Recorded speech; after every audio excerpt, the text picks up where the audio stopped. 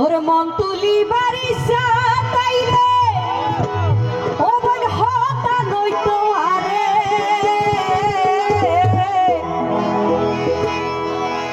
ও ননাই